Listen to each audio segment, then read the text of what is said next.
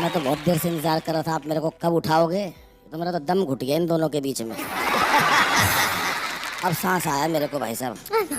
और दालों की बात बताई शैलेश जी ने। कई बार बड़ी दिक्कत का सामना करना पड़ जाता रसिक जी। एक छंद के द्वारा समर्पित करता हूँ जी।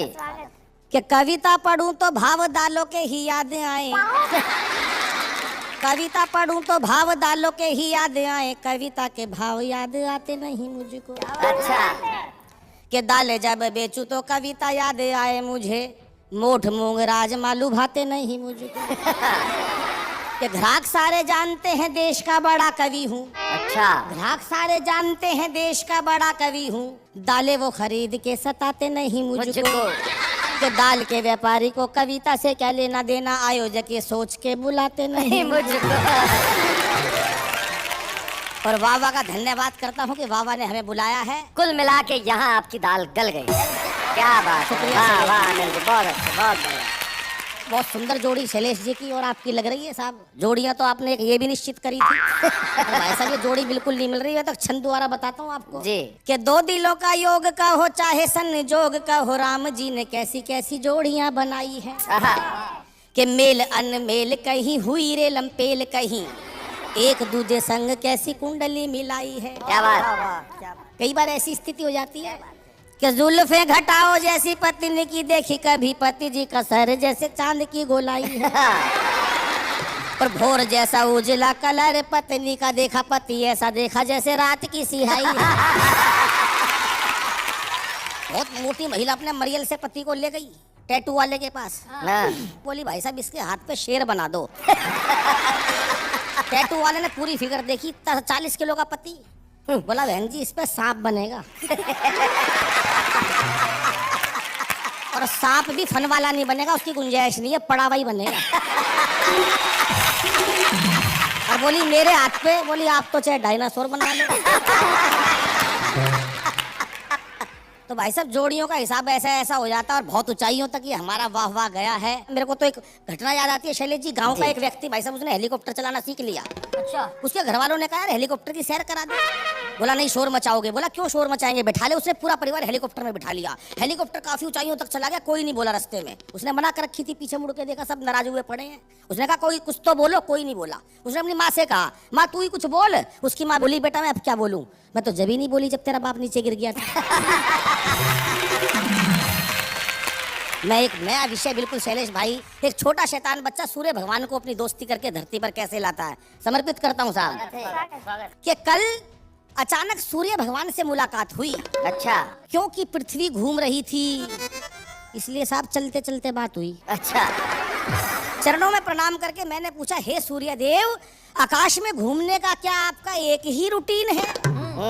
कभी बोरियत फील करो तो नीचे आ जाना। हमारे पास बहुत बड़ी जमीन है। जबकि सूर्य भगवान 100 गुना बड़े हैं पृथ्वी से, लेकिन उसका बच्चे का मन उन्होंने बुला लिया। कभी बोरियत फील करो तो नीचे आ जाना, हमारे पास बहुत बड़ी जमीन है। अभी पिछले दिनों आमिर खान भी तारे जमी पे लाए थे। अच्छा। शायद रात का समय रहा होगा, इसलिए भगवान आपको वहीं छोड़ आए थे।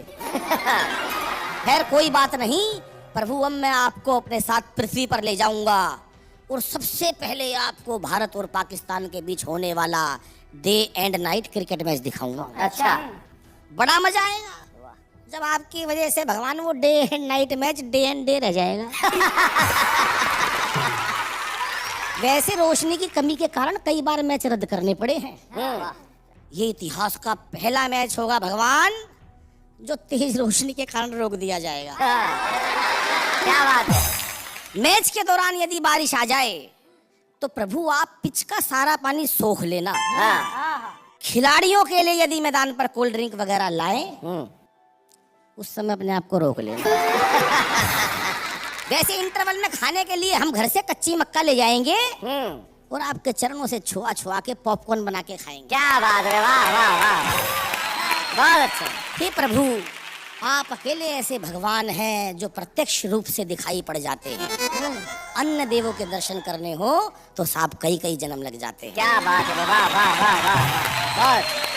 हे प्रभु जब तक आप भारत में रहोगे, आपने देखा होगा जब भारत में दिन होता है तो वहाँ रात होती है, जब तक आप भारत में रहोगे पश्चिमी देशों में दिन नहीं निकलेगा। क्या बात है। उधर वो अमेरिका खाम खा तुम्हें ढूंढने अंतरिक्ष में निकल लेगा। अच्छा है। उसे और कुछ काम ही नहीं, जब ये रॉकेट ठाके चल देता है।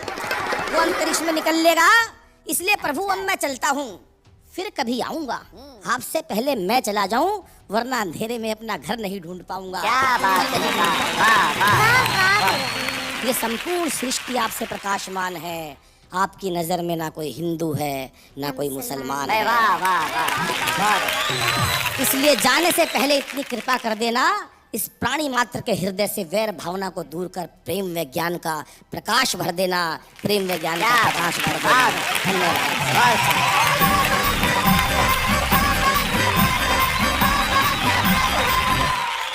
बैरागी जी की कुछ पंक्तियां जो मुझे कई वर्षों से बेहद पसंद है, अचानक दिमाग में कौन थी। वो कहते हैं कि है अमावस से लड़ाई, युद्ध है अंधियार से। है अमावस से लड़ाई, युद्ध है अंधियार से। इस लड़ाई को लड़े हम अब भला कौन से हथियार से। एक नन्हा दीप बोला मैं उपस्थित हूँ यहाँ। क्या बात है। रोशनी की खोज में आप जाते हैं कहाँ। आपके परिवार में बस मेरा नाम जोड़ दें, बस आप स्वयं अंधियार से यारी निभाना छोड़ दें। जिंदगी में अगर एक दीप चाहे तो रोशनी पैदा कर सकता है। और आपने अपने कविता के दीपक से यहाँ सब लोगों ने जो रोशनी पैदा की, उसके लिए वाह वाह। क्या बात है। हम तो बस यही कहेंगे कि भाती नहीं है हमको दिलो जान की बातें। अच्छा, आओ करें प्रोटॉन और न्यूट्रॉन की बातें। बहुत अच्छा। हमारे गांव में बाढ़ आती है तो हमारे नेताजी हवाई सर्वेक्षण करने आते हैं कि बाढ़ पीड़ित क्षेत्र का हवाई सर्वेक्षण कर रहे नेताजी ने देखा बहती फसलें, डूबती नस्लें, तैरते जानवर, उफनाते छप्पर और मुस्कुराए मंद मंद। मैं बोला वाह ऊंचे लोग ऊंची पसंद। क्या बात है, वाह वाह। तभी नीचे से आवाज आई, नेताजी बचाइए बचाइए, हमारे घर में पानी भर गया है। मैं बोला चुप हो जा भाई, उनके आंखों का पानी मर गया है। क्या बात है, वाह वाह वाह वाह, बहुत बढ़िया। और आंखों का पानी मरता है तो क्या स्थिति हो जाती है कि हमारे नेताजी साल में एक बार रोजा इफ्तार कराते हैं, फिर ईद का चांद हो जाते हैं। क्या बात है, बहुत अच्छा। वो साल में एक बार जागरण भी कराते हैं, फिर पंचवर्षीय निद्रा में लीन हो जाते हैं।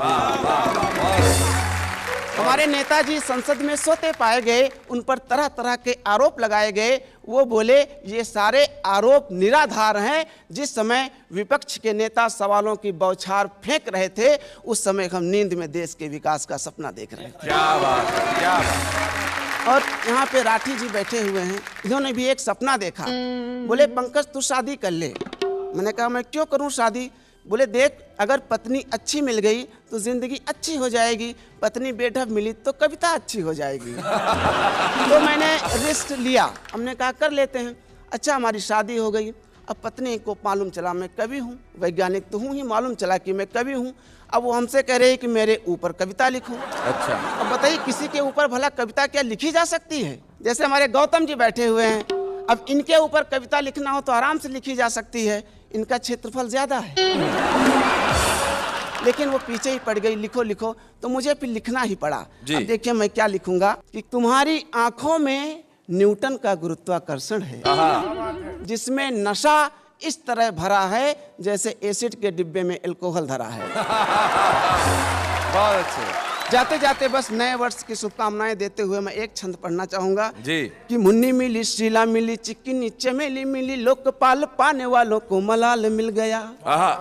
और कवियों को स्मृति चिन्ह और लिफाफा मिले, लेखक को बस कश्मीरी शॉल मिल गया।